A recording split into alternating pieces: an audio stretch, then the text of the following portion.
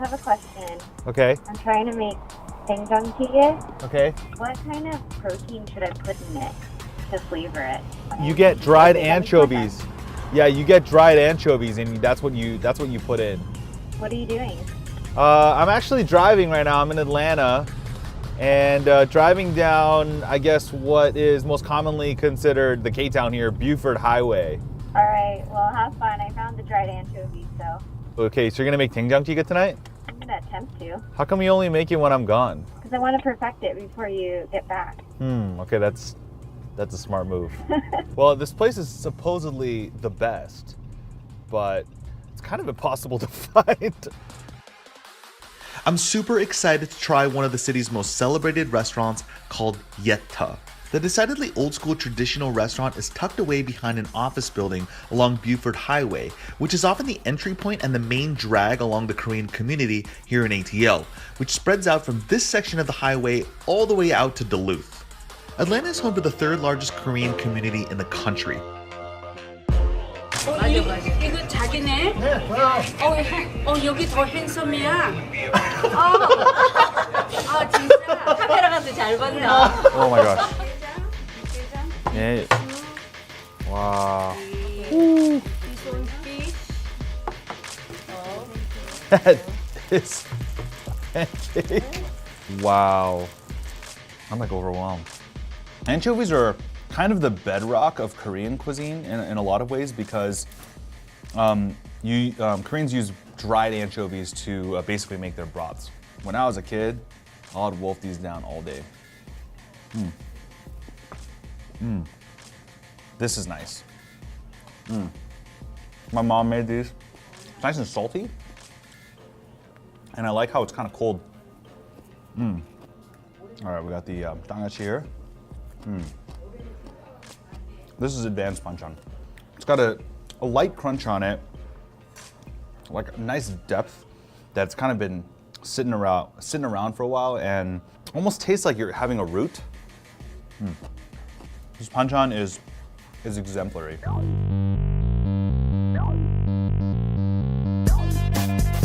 So this is kajemi, and this he insisted was their best fried fish. I don't know. Like I don't necessarily love this, but a lot of restaurants always push it on me because they think it's the best. Let me just hear that crunch. Whoo! The meat itself has a good amount of flakiness, but it holds together well. Try it. I mean, it's not super flavorful, but because it's flat, it's naturally made to be fried, right? It's got the geometry for it. We're gonna go for some of the fish eggs here. Sorry, Mama.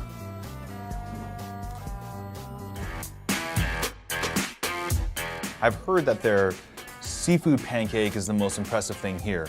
And as soon as it comes out, I mean, just the smell of the bottom of this pancake just browning is intoxicating. Look at it. It's like a pizza. It's a Korean pizza. A dipping sauce of soy, just a tad little bit of vinegar. You got green onions in here. That is some of the deepest, most well-constructed seafood pancakes. Onions with green onions, with seafood. I just had a chunk of shrimp ball out. You get octopus, and the batter itself has like a slight chewiness to it. Lana, we got some good Korean food.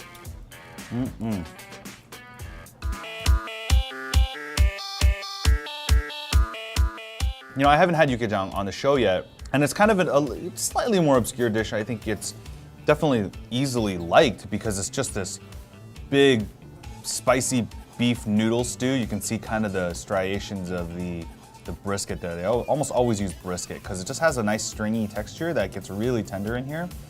They use vermicelli noodles in here. If I were to pick any Korean dish, this is it.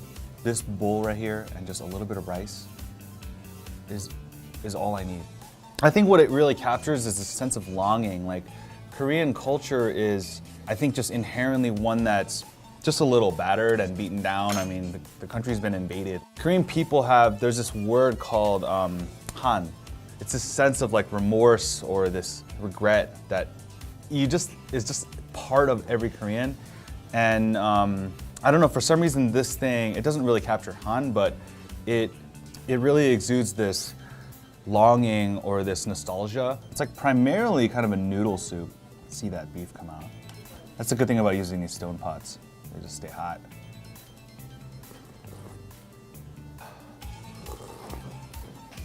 It's getting spicy. It's a very strong version of Yukgaejang. And you know, I'm not really, because I love this dish so much, I'm not really picky about it. You know, I'm not like, oh, this is the better one. I would say that the broth on this is much more intense. It's almost just, it's the beefiest Yukgaejang I might have ever had. The meat just melts in your mouth.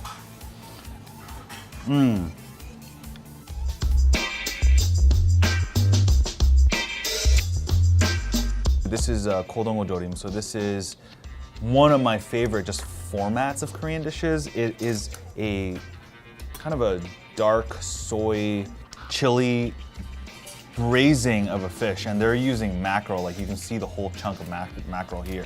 There's this strip right here of the dark flesh. So it's almost like, you know, chicken, you got white meat and dark meat, and that stuff on the edge, this is what I want.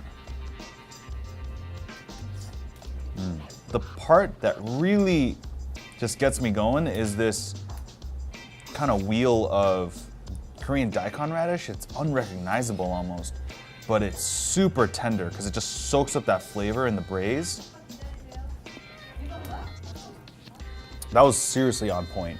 This one is deep. It's got a lot of gochujang in it, so it's just super intense. This dish has convinced me 100% that Yetto is a legitimately great Korean restaurant. As this community grows and as the generations kind of pass on, you need a restaurant like this to help you put things in context. Be like, this is a fantastic version of Jorim or Pajeon, and the banchan here is gonna be, it's just gonna have that extra love and care put into it. If you guys like this K-Town show and you want to see more, click right here. Miso sesame slab bacon, and even a bibimbap egg scramble. All of this is spurred on by a Bloody Mary that combines soju and kimchi.